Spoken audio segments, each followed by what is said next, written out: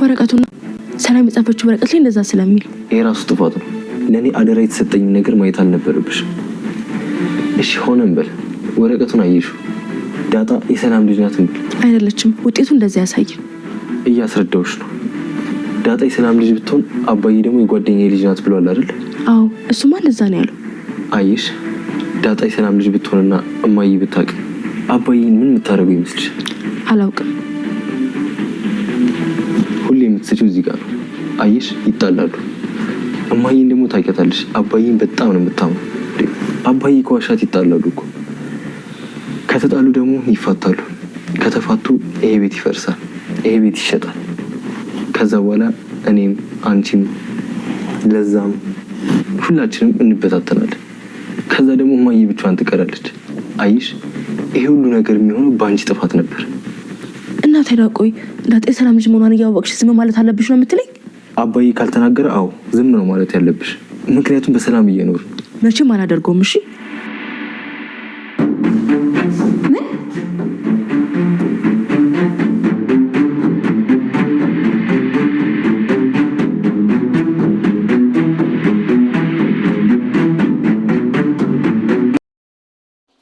ሰላም እንደምን አላችሁ? የዳጣ ድራማ ተከታታዮች በያላችሁበት ሰላማችሁ ይብዛየሩ። እንግዲህ በዛሬው ወዳጣ ድራማ ክፍል 100 ምን ተፈጠረ፣ በ101ስ ምን ሊፈጠር ይችላል የሚለውን እናወራለን ማለት ነው። እንግዲህ አቢጌል ልብ ለመግዛት እየሞከረች ነው ማለት ወደ ጥሩ ሰው ለመሆን እየሞከረች ነው፣ እየጣረች ነው፣ እያደረገችም ነው። ብዙ ነገሮችን እያስተካከለች ነው። እንግዲህ በባለፈው ክፍል አፋጣው ነበር አባዬው ስታፋጠው እንግዲህ ያው ወደ ቀድሞ ቻናሏ ተመለሰች ብሎ ፈርቶ ነበረ። ግን ደህና ናት፣ ምንም አትልም ለጊዜው። ምክንያቱም እሷ ያው እውነቱን ነው። ግን አንዳንዴ ልክ ናት። ማወቅ የማይጠበቅበትን ነገር እንድታውቅ ትሆኛለች እንጂ እውነቱን እንትን ማለቷ ልክ ናት። እና አባትየውም እንደዛ እያላት ነበረ። ማወቅ የሌለብሽን ነገር ማወቅ የለብሽም። ምክንያቱም የነዛ ሰዎች የሚደብቁት የሆነ ኬስ ስላለው ነው። ምክንያቱም ደረጃ አሁን ያን ነገር የደበቀው ሆን ብሎ ስላልሰራው ከጀርባው ብዙ ነገሮች ስላሉ ነው።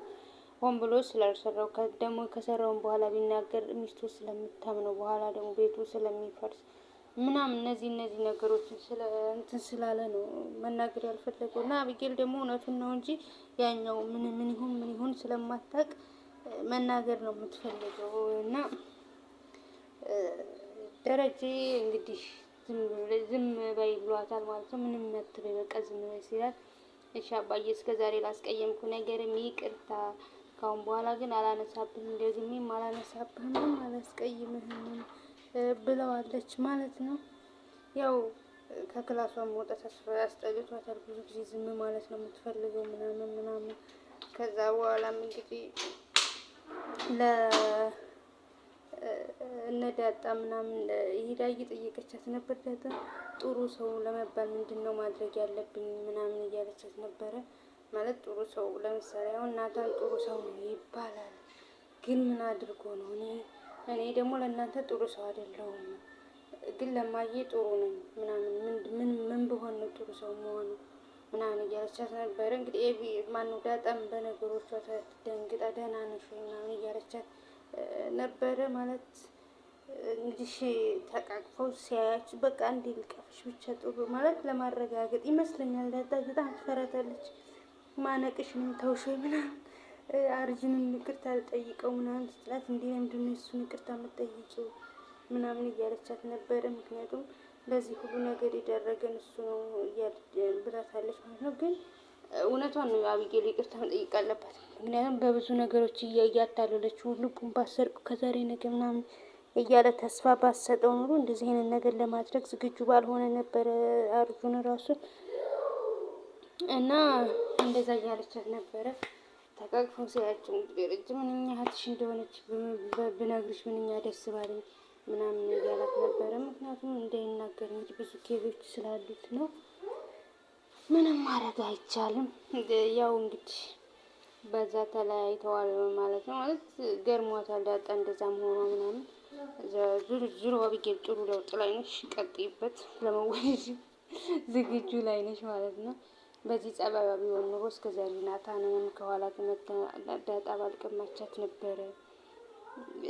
ብዙ ነገሮቿን አሳጥቷታል ከሰው እንትን ማለቱ። አሁን ናታንንም እየጠየቀችው ነበረ መጽሐፍ እንድታነብ ለዳጣ ሰጥቷት ነበረ እና ዳጣ ደግሞ ያን መጽሐፍ አናብዬ ከተቀመጡበት ስትመጣ እስኪ ለእኔም መጽሐፍ ስጠኝ፣ ምን አይነት መጽሐፍ ልስጥሽ ምናምን ሲላት ችሎ ማለት ነው። ችሎ ማለት እያወቁ እንዳላወቁ ዝም ማለት እንደዛ የሚል መጽሐፍ ስጠኝ ምናምን ስትለው እንግዲህ እንደዛ የሚል መጽሐፍ የለም፣ ግን አንቺን ለምን ፈለግሽ እንደዛ ማለት አስመሳይ መሆን ስለምፈልግ ነው። በቃ እያወቅኳል እንዳላወቅኩ ዝም እውነታውን መናገር ማወቅ ምናምን ስለሌለብኝ ነው ምናምን ሲላት እዛ እንደዚህ ማለት አንቺ እኮ እውነታውን ማወቅ አይደለም ማለት አስመሳይ መሆን አይደለም የሚጠበቅብሽ እና ችሎ ማለት ሳይሆን መሆን የሚጠበቅብሽ የማይገባሽን መናገር፣ ለነገሮች ስታስቢ 2-3 ጊዜ ማሰብ፣ ለነገሮች ውሳኔ ከመስጠትሽ በፊት በደንብ ማሰብ ይቀርሻል፣ መስከር ነው የሚቀርሽ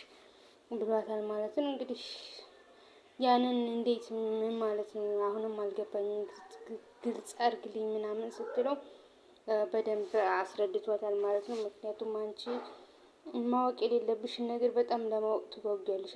በቃ አትበያ ከተባልሽ አትበይ ነው፣ ለአንቺ የማይጠቅምሽን ነገር ማወቅ የለብሽም እያላት ነበር ማለት ነው። ምክንያቱም አሁን ለምሳሌ በባለፈው ወረቀቱን ወስደሽ ሰላም የዳጣ ልጅ እንደሆነች ተናገርሽ እና ምርመራም ተመረመረች እና ሰላም የዳጣ ልጅ እንደሆነች እማዬ ብታቅ ኑሮ ምን ሊፈጠር ይችላል አላት።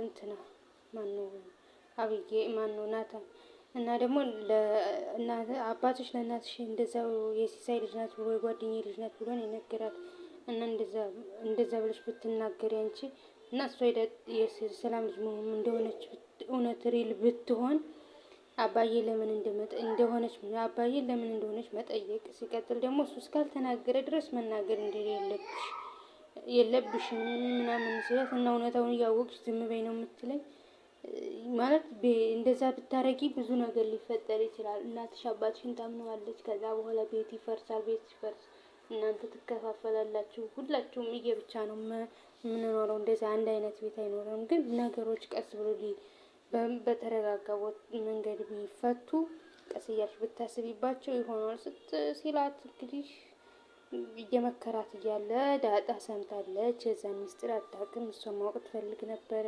ሰላም የዳጣ ልጅ እንደሆነች እና ደንግጣለች። እንግዲህ ምንድን ነው ምናምን እያለች ነበር። በቀጣይ ሊፈጠር ይችላል። እውነት በምን መንገድ ላስረዳት ይችላሉ?